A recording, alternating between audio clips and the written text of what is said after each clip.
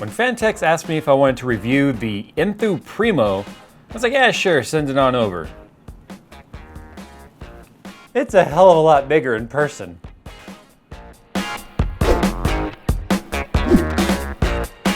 If you thought Skunkworks was cool, then head on over to mod.coolermaster.com and watch the biggest names in case modding compete for over $20,000 in cash and prizes. Hey, what's going on YouTube? JayzTwoCents here, and this has got to be by far one of the most requested videos I have ever been asked to do. Now, somewhere along the lines of doing this whole YouTube thing, I kind of became known as a water cooling guru. And yeah, it's no joke or no secret that I really enjoy water cooling PCs, but I didn't really think that that was kind of my claim to fame or the thing that I was really most known for. But you guys have obviously dubbed me with that title, and you guys have begged me to take a look at this case. Now, I started this review off very traditionally, where I was just gonna start talking about the case, some of the features, some of the adjustability aspects of it, configurations, what size radiators and stuff can fit, until I went to take it out of the box, and what I thought was just a crap ton of padding making the box huge was actually full of a huge case. So I did what any self-respecting water cooler would do. I went into my closet of water cooling parts. I mean, what self-respecting water cooler wouldn't have a closet full of water cooling parts just laying around doing nothing? So as you can see, I've started putting some hardware in here. Now, I didn't do a complete build in this because I have to keep my tubing and stuff intact for some other stuff that I'm working on, but I will say that I am dying to do a complete build in this thing if and when I have the parts to actually complete it. This case was dubbed as being the water cooling enthusiast case. It was the case that was built from the ground up with water coolers in mind. Now, I've messed around with some cases before in the past that claimed that, but I don't think there's been a single case on the market that has ever taken it to this degree. Now, some of the hardware that I crammed in this thing is a 480 millimeter by 30 millimeter slim rad on the bottom, which obviously, as you can see, we could have gone much thicker radiator in this thing if we wanted. An 80 millimeter radiator in push-pull would fit down here. That's insane. I put a 120 here on the back just because. I've got a 480 by 45 millimeter rad on the top that still has room for push-pull, and a 240 millimeter radiator on the side, using the rear or the side intake just, again, for the sake of it. And we could have still fit another 140 mil or 120 millimeter radiator in the front. That is absolutely insane. Now, in terms of motherboard compatibility, this thing does fit ATX, eATX, micro ATX, SSIEB, which is a double wide motherboard, kind of like Barnacules is using, that has the dual CPU configuration. The amount of room you have is absolutely insane, especially if you remove the bracket that goes right here. They have this really nice bracket. It's actually this guy right here. And unfortunately, I did have to remove this because, as you can see, even with standard length graphics cards, these are two EVGA 970 SSCs, the bracket does not fit in there. The graphics cards are too long. So this is designed to kind of make the cabling look much more tidy. Unfortunately, using any sort of just mainstream graphics card is pretty much too long, and you have to remove it. So that's one thing that I was not really too happy about, considering these cards are not, they're not very long at all. So you definitely want to keep that in mind.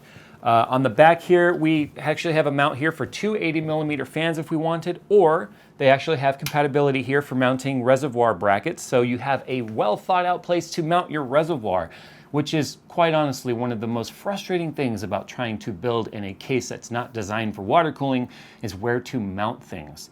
Now, speaking of where to mount things, there is also a pump mount on this on the back, and we'll get to that in just a moment. But as you can see, I was able to fit SLI in here without any problem whatsoever. Grommets galore. Grommets everywhere that you can just kind of stick your fingers through and have a little bit of fun with if you get really bored or whatever. Up at the top, as I mentioned here, this is a 45 millimeter radiator, 480 long, so it's the entire length of the case. And it does have enough room for you to have gone push-pull inside the case, or you could go all the way up to an 80 millimeter radiator, 80 millimeter race, whatever that means. You could go to an 80 millimeter radiator in the top and still have room for fans above the case, or you could go with a 60 mil and have push-pull still with fans inside the case underneath the radiator, or fans up here in the top of the case, because the top of the case is actually recessed and it has a lot of room in there. So you have room to actually mount your fans above the top of the case that goes underneath the mesh filtered grill that is also quick release and removable. There it is right there. Now all of the intakes in this case are dust filtered, including the bottom right here. The bottom of the case, as you can see, does have two slide out filters on there.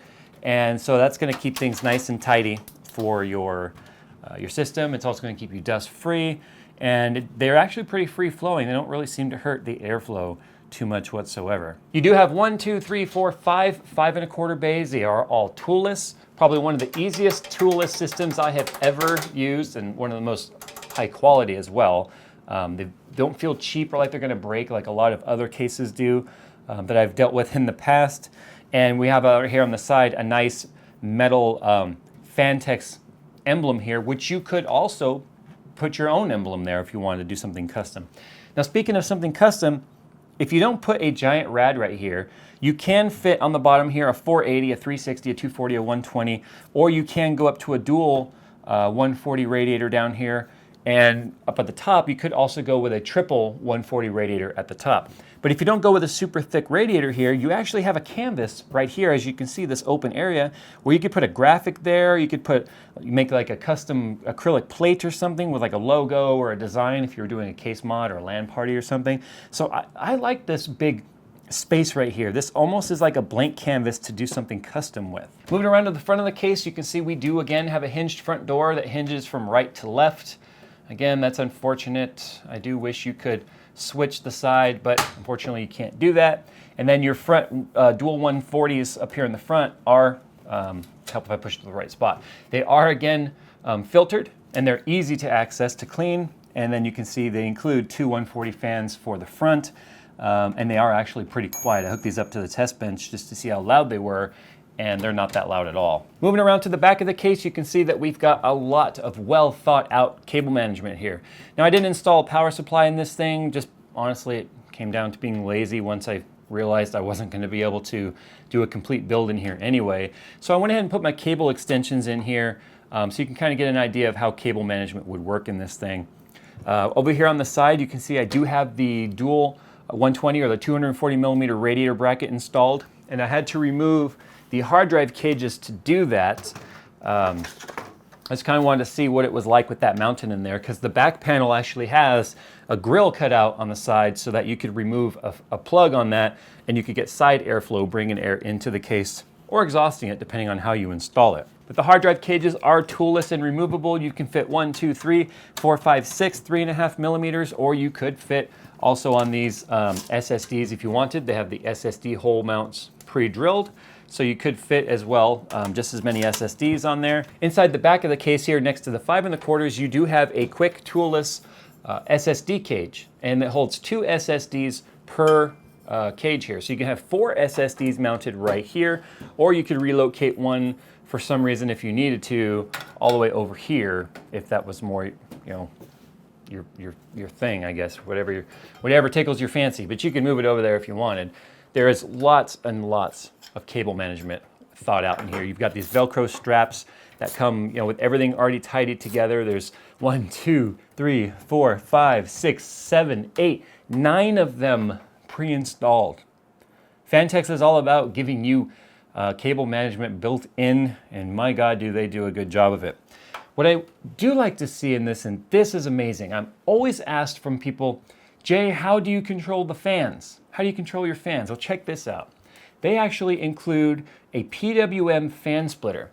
So you've got this cable right here that is a 4-pin PWM that plugs into this adapter, and you plug this into your CPU header or any other PWM controlled 4-pin header on your motherboard, and then you plug this right here into SATA power, and then you are able to control any fans that hook up to this with PWM. So they will speed up and slow down with PWM circuit on the CPU. So you could speed up and slow down your radiator fans, your intake fans, whatever.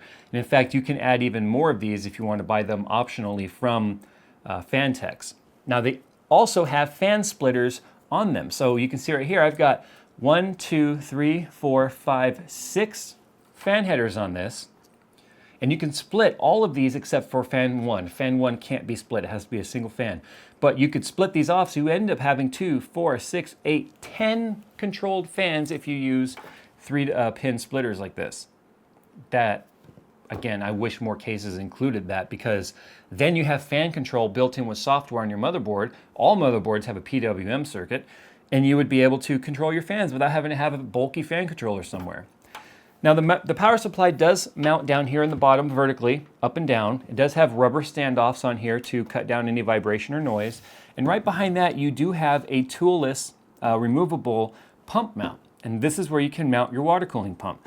Now the DDC I tried to mount to this didn't actually line up with these holes, but technically you could just drill new holes if you needed. If this bracket wasn't here, you could move that away. The only thing you want to keep in mind is this might interfere with your power supply. Depending on how long your power supply is, the cables that are coming off of that could interfere with your pump right here. But right above the pump, you also have a round grommet that you could bring a tube right down into your pump. Again, well thought out. 2 giant grommets right here that can get to your fans, or you can bring your PCI Express cables out of there, or you can come out the side like I did, and everything is just so well thought out. Now on the top of the case right here, you have your power button, and then you have your LED. There's a separate LED control built into this, so you can plug LEDs into it, as well as LED fans that have a separate LED plug, and you can turn the LEDs on and off. And then you have, of course, your USBs, and you do have your mic and your headphone jack. Now the one thing I don't like about this case is some of the powder coating on the interior is a little bit uneven. I wasn't able to pick it up on camera, so this is kind of a very minor complaint. Sometimes it's really smooth, and other places it's really rough.